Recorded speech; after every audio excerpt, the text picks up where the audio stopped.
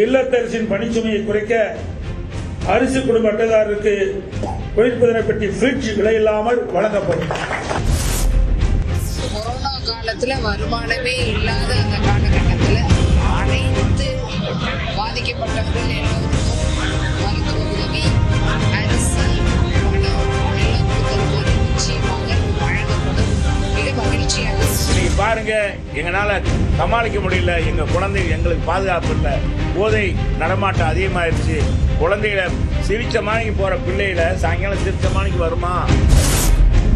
7.5% யாருமே எதிர்பார்க்காத நிலையில சட்ட போராட்டங்களை எல்லாம் தாண்டி சாதித்த சாமானிய முதலமைச்சர் எடப்பாடியாரால 10% ரொம்ப எளிதாக அடைந்து விட முடியும். அதுல எந்த விதமான தடையும் இல்லை. இது மிகப்பெரிய வரவேற்பை பெறும் என்பதில் மாற்றுக்கிறதுக்கு இடமில்லை. அதிமுக என்ன பண்ணுது? மொத்தமா அதிமுகவை பாஜக அடகு வச்சுட்டாரு நம்ம எடப்பாடியார். அடகு வச்சாச்சு, அவ்வளவுதான். ஸோ அவருடைய அதிமுக மந்திரிகளுடைய குடுமி, எடப்பாடி குடுமையில யார் கையில? மோடி கையில. எப்பவுமே உள்ளே வேலை தான் நீங்க ஆட்சி நடத்திட்டு இருந்தீங்க. நீங்கெல்லாம் நேற்று என்கிட்ட ஒரு கேள்வி கேட்டீங்க, மற்றவங்க எல்லாம் விட்டு கொடுக்குறாங்களே, நீங்களும் விட்டு கொடுக்குறீங்களான்னு. அந்த மாதிரி நாங்கள் கேட்டதில் நாங்களும் விட்டு கொடுத்த பிறகுதான் இந்த 10 தொகுதிகள் இறுதி செய்யப்பட்டிருக்கிறது. தேசிய முற்போக்கு திராவிட கழகத்திற்கு 10 சட்டமன்ற தொகுதிகள் இன்று உறுதி செய்யப்பட்டுள்ளது.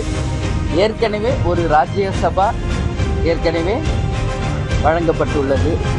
எனவே இந்த மதசார்பற்ற கூட்டணி மகத்தான வெற்றி பெற்று 200 தொகுதிகளுக்கு மேல் வெற்றி பெற்று அண்ணன் ஸ்டாலின் அவர்கள் மீண்டும் முதல்வராக கட்டாயம் பதவி ஏற்பார் என்பதை இந்த நல்ல நேரத்தில் சொல்ல கடமைப்பட்டிருக்கிறேன்.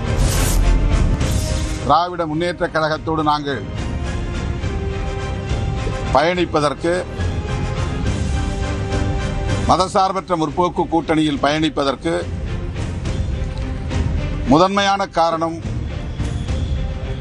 இடதுசாரி ஜனநாயக அரசியல் தமிழ் மண்ணில் பாதுகாக்கப்பட வேண்டும் என்பதுதான். 8 என்பதே எட்டிப்பிடி என்பதற்கான ஒரு சைகைதான். எங்கள் இலக்கை எட்டி பிடிப்பதற்கான ஒரு இடமாக இதை பார்க்கிறோம். எட்டுவோம், எங்கள் இலக்கை எட்டுவோம், வெற்றியை எட்டுவோம். பாரதிய ஜனதா கட்சி நாடு முழுவதும் அதனுடைய செயல்பாடுகளும் கடந்த கால அனுபவங்களும் பல கட்சிகளை அவர்கள் விழுங்கி இருக்கிறார்கள், காணாமல் அடிக்க செய்திருக்கிறார்கள். அதன் அடிப்படையில் தான் தமிழகத்திலேயும் அதிமுகவுக்கு அத்தகைய கெதி ஏற்பட்டுவிடக் கூடாது என்கிற ஆழ்ந்த அக்கறையோடு தான் எங்களை போன்றவர்கள் அந்த கருத்தை தெரிவித்தார்.